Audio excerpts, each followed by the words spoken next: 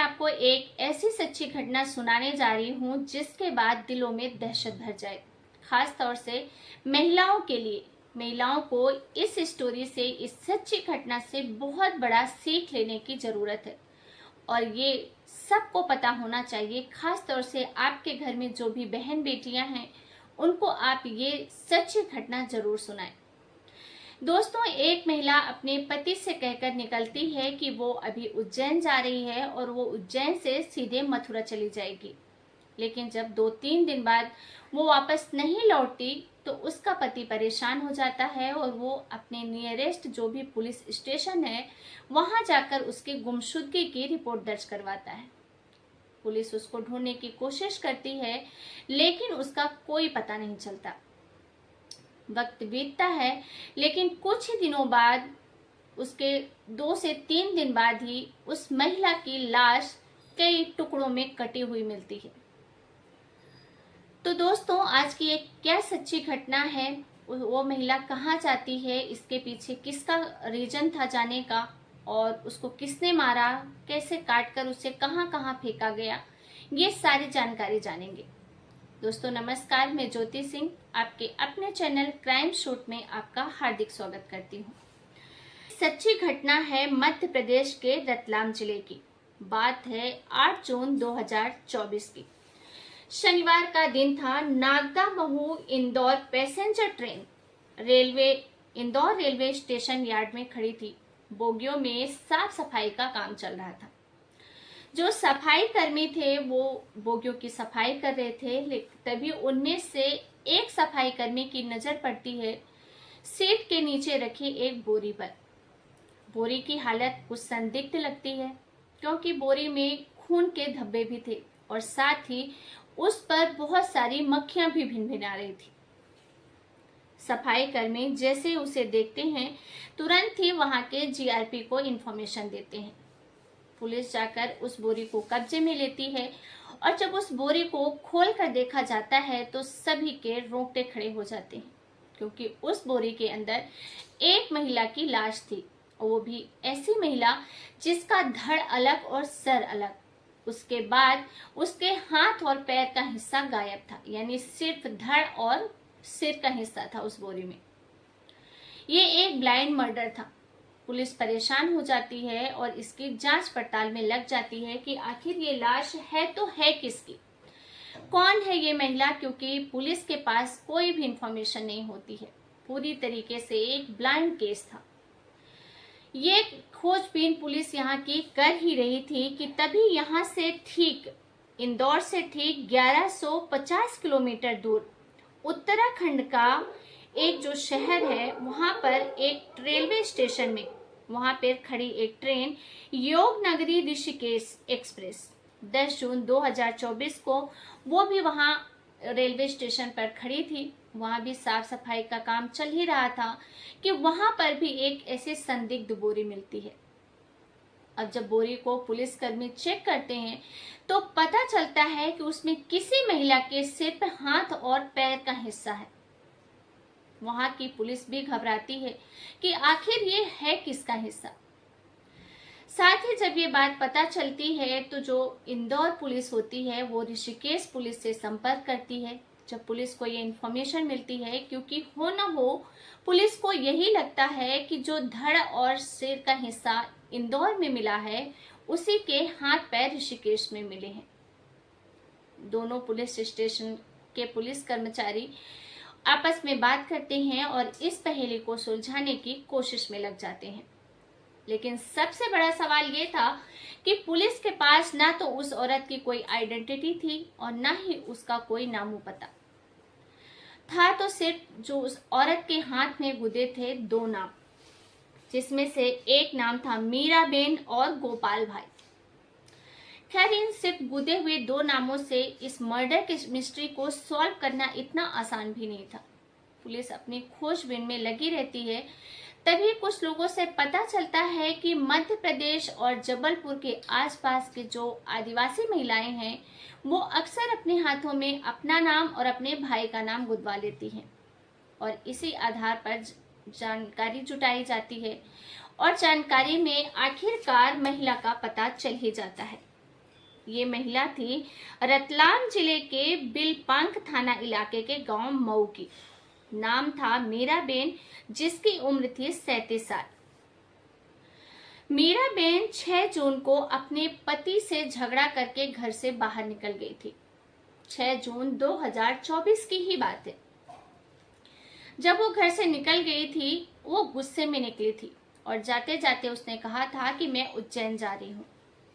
और उसके बाद उसका कोई भी अता पता नहीं मिला। पति ने गुमशुदगी की रिपोर्ट भी दर्ज करवाई, लेकिन पुलिस को उसमें कामयाबी नहीं मिली। अब सवाल ये उठता है कि इस महिला का ये जो शरीर थी, जो बॉडी थी, वो 2 हिस्सों में कैसे बटी। सबसे पहले जो ऋषिकेश वाली ट्रेन थी, उसका पता लगाया गया कि आखिरकार इसका रूट क्या है, ये ट्रेन कहाँ से निकलती है और कहाँ तक जाती है। पता चला, जिसपे सबसे बड़ा पुलिस को शक हुआ कि ये ट्रेन इंदौर से ही शुरू होती है।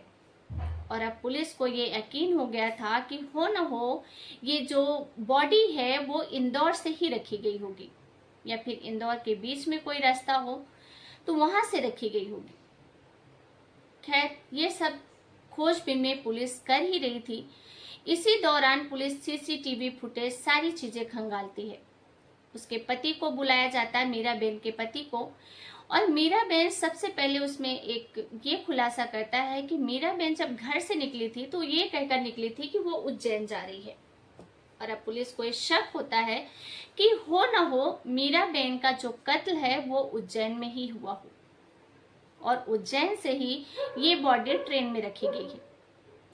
अब जो पुलिस की टीमें थी वो उज्जैन के आसपास ही जांच करने में जुट जाती हैं।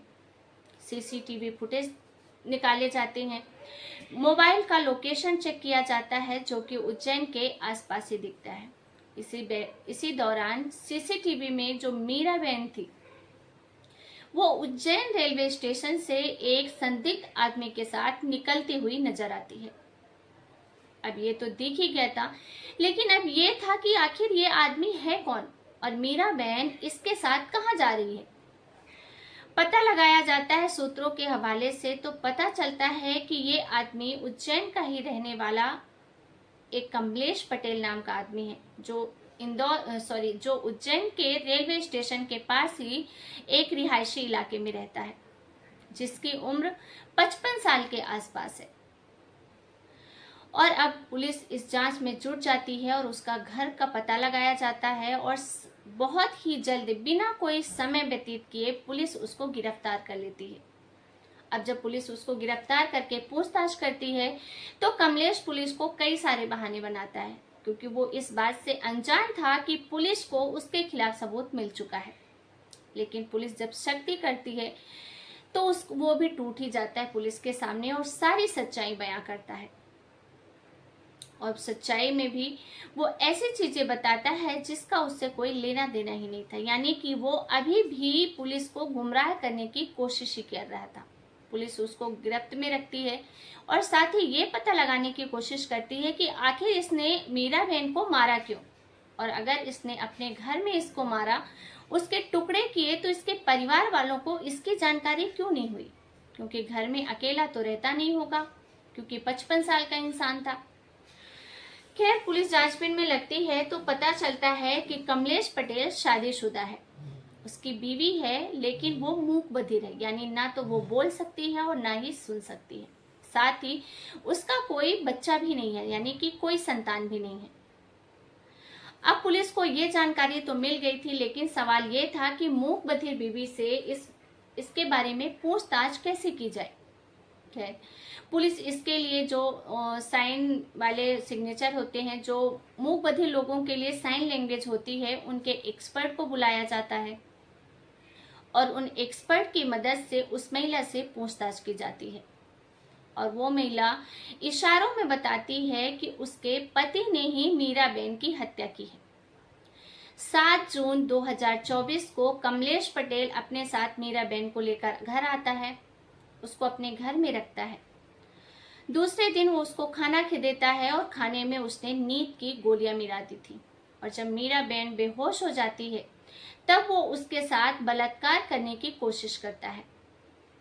हालांकि मूक बधिर महिला ने यह भी बताया कि उस वक्त वो घर पर नहीं थी जब वो बलात्कार करने की कोशिश करता है और इत्तेफाक से मीराबेन उसी समय होश में आ जाती है और वो इस चीज का विरोध करती है और विरोध करने के दौरान दोनों में हाथापाई होती है। हालांकि कमलेश पटेल अपने मनमानी नहीं कर पाया था, जिसके लिए वो मीराबेन को रेलवे स्टेशन से घर लेके गया था और इसीलिए वो आग बबूला हो जाता है और वहीं पास में रखे एक भारी रॉड से उसके सिर पर वार कर देता है। मीराबेन वहीं बेहोश होकर गिर जाती है और उसके बाद वो रस्सी से मीराबेन का गला घोंटकर हत्या कर देता है और उसके बाद एक बड़े चाकू से उसके शरीर के जब वो टुकड़े कर रहा था तभी उसकी बीवी यानी कि जो महिला मूक बधिर थी वो वहां आ जाती है और उसने ये सब कुछ अपनी आंखों से देखा था। खैर, ये ब्लाइंड मर्डर मिस्ट्री तो पुलिस ने बहुत ही जल्दी सॉल्व कर ली, लेकिन इसमें महिलाओं के लिए सबसे बड़ा मैसेज ये था कि किसी भी अनजान व्यक्ति पर आप इतना जल्दी भरोसा ना करें। किसी भी हालत में अगर आप पब्लिक प्लेस में हैं तो आप वहां सेफ हैं एटलीस्ट। अगर आप उसके साथ कहीं बाहर जा रहे हैं, घर उसके जा रहे हैं, तो आप बहुत असुरक्षित हैं। इस बात का लेडीजें विशेष ध्यान रखें, क्योंकि अक्सर लेडीजें झगड़ा थोड़ा बहुत मनमुटाव होता है तो घर छोड़कर चली जाती हैं और किसी भी अनजान व्यक्ति पर भरोसा कर बैठती हैं। और मीराबेन ने भी यही गलती की और उसका खामियाजा ये हुआ कि उसका शरीर कई हिस्सों में बट गया। न सिर्फ उसने जान गंवाई बल्कि उसके शरीर के टुकड़े भी कई शहरों में मिले। तो दोस्तों, आज की सच्ची घटना से आप जरूर सीख लें। साथ ही आपके घर में जो भी माताएं बहनें हैं उसे ये सच्ची घटना जरूर बताएं। फिर मिलेंगे एक नई सच्ची क्राइम घटना के साथ। तब तक के लिए आप सभी का बहुत बहुत धन्यवाद। अगर आप चैनल पर नए हैं तो आप चैनल को सब्सक्राइब करें ताकि देश दुनिया की ऐसे ही दिल दहला देने वाली घटनाओं से आप रूबरू होते रहें। जय हिंद, जय भारत।